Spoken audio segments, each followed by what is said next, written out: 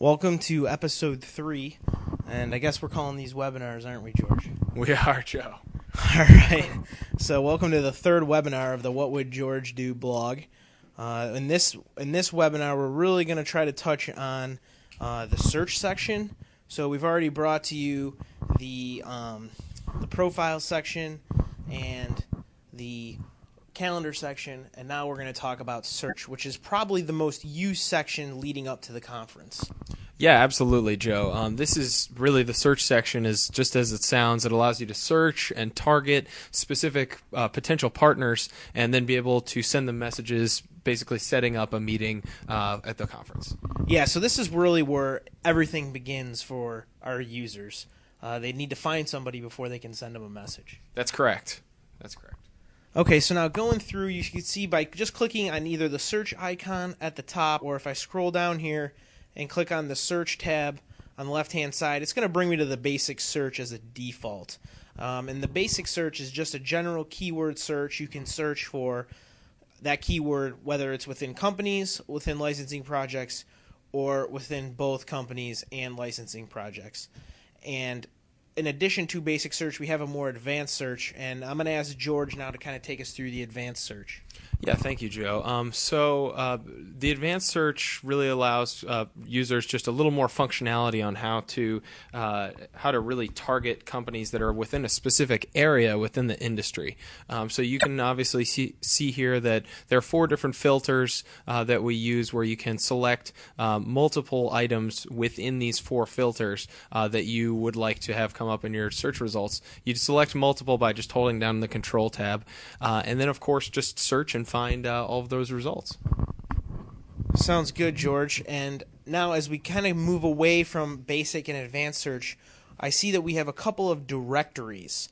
So can you just give us a little overview of what's the difference between search and these company and delegate directories? Yes. Well, search really, the results bring you any companies that work in that specific field or whatever they put in their company profile, whereas the directories are lists of either the companies or delegates that are attending the conference. And I like how there's this little this functionality for the words to auto-populate. Now I noticed that, for example, if I'm searching for Merck, and I type in their name, and I hit enter, it's going to say that there are no matching records found. Can you give us a reason as to why? Yeah, well, the reason for that is that this directory essentially just pulls from a list of the companies that are already in the system, and you have to highlight that company and then select it, and that will, of course, bring up that result. But this is a very useful tool because if you were to go into the directory and search for something that wasn't there, it obviously would not allow you to search for that. And so now I'm searching for George, and I see that it's bringing up individuals whose first name is George. Let's say I'm searching for somebody who may have a first name that could also be a last name. Will they both show up? They will. Both the first names and last names will auto-populate in this field. As you can see here, by searching for Adam, I'm getting Nicholas Adams as well as Adam Kelleher. So now we're going to go down through the rest of the tabs through the search section, and the next tab is New Companies. So I just clicked on the New Companies tab, and it says that there's new companies registered in the last 10 days. How come I'm not seeing anything?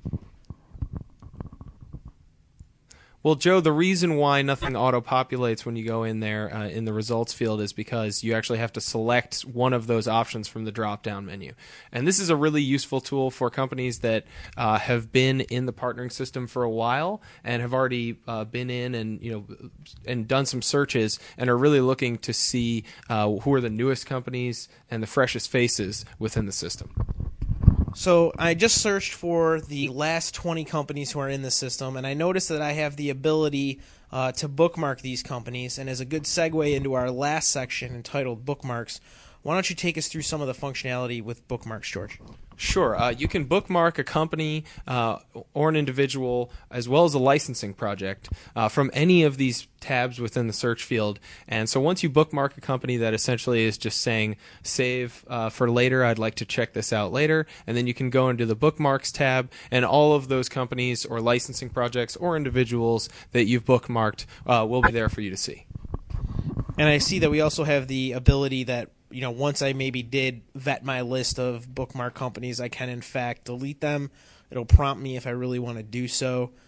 And by saying yes, I will then delete 2 out of the 3 companies. And this is what you mentioned right here, this drop down where we can take a look at the company, the projects, and the delegates which have been bookmarked. Yes, and one last point, one other great new functionality that is available in this section of the system is the export icons that you can find on the right side of the page. Those are available throughout all of the tabs of the search field, and as you can see there, you can print these pages, print your results. You can export them to Excel and to PDF. Thanks a lot, George. And with that, I think it's going to finish up our third blogcast here, or our third webinar, if you will, on the search section. As always, you guys know where to reach us by now. We can be reached either via email or via our comments on the blog section, as well as the Twitter handle at bio1on1. So I guess we're signing off, and we'll see you next time.